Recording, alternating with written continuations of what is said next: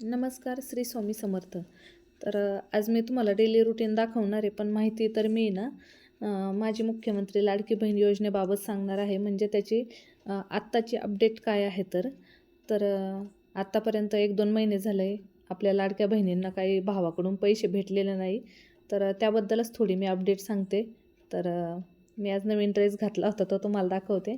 तर एक हप्त्याबाबत नवीन अपडेट आहे. डिसेंबर 2025 म्हणजे 23 डिसेंबर 2025पर्यंत जी अपडेट आहे ना, त्याच्याबद्दल मी तुम्हाला सांगते.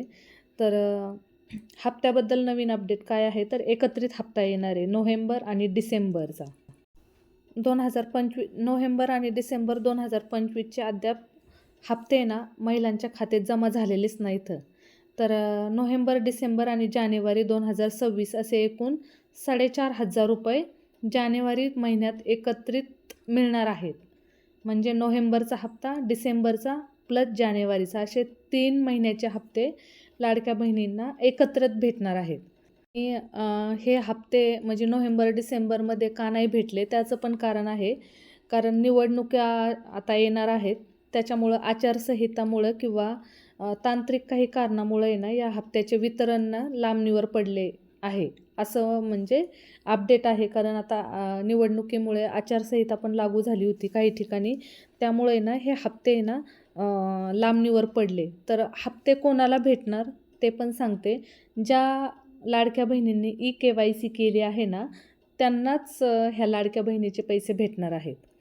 ज्या काय महिलांनी KYC केली नसेल ना, तर त्यांच्यापर्यंत 31 डिसेंबर 2025 आहे ना, ही अंतिम डेट आहे. या तारखेपर्यंत आहे ना तुम्ही KYC करू शकता. जर KYC केली तरच तुम्हाला पुढचे हे नोव्हेंबर, डिसेंबर आणि जानेवारीचे हप्त्याचे पैसे येणार आहेत लाडक्या बहिणीचे. ज्या महिलांना 31 डिसेंबरपर्यंत KYC पूर्ण करणार नाहीत, त्यांना या योजनेतून आहे ना अपात्र ठरवले जाणार आहेत आणि त्यांचे पुढचे हप्ते ना पूर्णपणे बंद केले जाणार आहेत. लाभार्थी यादी आणि स्थिती तुम्हाला जर तपासायची असेल ना, तर त्याची एक वेबसाईट आहे ladkibaheen.maharashtra.government.in या पोर्टलवर जाऊन आहे ना तुम्ही तुमच्या अर्जाची स्थिती ना तपासू शकता. म्हणजे तुमचं KYC वगैरे झालं आहे का नाही ना, हे तपासू शकता. आणि तसंच हे ना एक ॲप पण आहे लाडक्या बहिणीसाठी, म्हणजे नारी शक्तिदूत ॲप. या ॲपमधून पण तुम्ही ना तुमचं लाभार्थी यादीत नाव आहे का नाही हे तुम्ही पडताळून पाहू शकता. ही लाडकी बहीण योजना आहे ना आत्तापर्यंत 2.38 कोटी महिलांना भेटली आहे. म्हणजे 2.5 कोटी महिलांना आहे ना या योजनेचा लाभ भेटला आहे.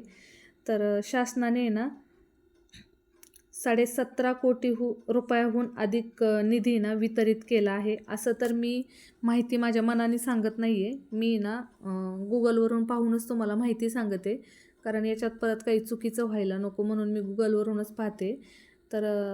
त्यासाठी ना या लाडक्या बहिणी योजनेचा आहे ना लाभ घेण्यासाठी ना तुमचं बँक खात्याला आहे ना तुमचा आधार कार्ड लिंक असणे ना खूप गरजेचं आहे. DBT म्हणजे डायरेक्ट बेनिफिट ट्रान्सफर सक्रिय असणे आवश्यक आहे, तरच ते पैसे जमा होतील लाडक्या बहिणीचे. ज्या पण लाडक्या बहिणींनी ना KYC केली नसेल त्यांनी प्लीज तुम्ही 31 डिसेंबरपर्यंत आहे ना तुम्ही KYC करा. जर KYC केली नाही तर तुम्ही अपात्र म्हणून घोषित करून तुमचं त्या लाडक्या बहीण यादीतून तुमचं नाव आहे ना कट करण्यात येईल. सगळ्यांना एक विनंती आहे, ज्यांनी पण केली नसेल KYC त्यांनी प्लीज KYC करून घ्या. आणि आहे थोडा आपल्या लाडक्या बहिणींना भेटते ते 1,500 रुपये, तर त्याचा फायदा घ्या, असं माझं तरी वैयक्तिक म्हणणं आहे. काहीच लागत नाही आहे, आपण मोबाईलवरून पण KYC करू शकतो आहे. 2 मिनटाचं पण काम नाही आहे, 1 मिनटं पण खूप होतो आहे. साईट जर ओपन झाली ना तर 1 ते 2 मिनटाचं काम आहे. एक OTP आला ना, आधार कार्ड नंबर टाकला, एक OTP आला का ती KYC होऊन जाते. उद्यापासून अशाच नवनवीन योजनाबद्दल आहे ना मी माहिती सांगण्याचा प्रयत्न करेल. मला तर एवढं जास्त माहीत नाही आहे, पण जेवढं होईल तेवढं मी सांगण्याचा प्रयत्न करेल. जर मला अशा नवनवीन काही माहिती हवी असेल तर प्लीज चॅनलला नक्की सबस्क्राईब करा, छान कमेंट करा, व्हिडिओ पहा. नवीन असाल तर सबस्क्राईब करा. वाईट काही कमेंट करू नका, वाईट तर सगळेच बोलतात. आपण चांगलं बोलावं. माझंच काय पण कोणता पण चॅनल असो त्याला कोणीही वाईट बोलू नये असं माझं तरी वैयक्तिक म्हणणं आहे. कोणी सोशल मीडियावर येतं तर कोणाचं काही घेऊन येत नाही आहे.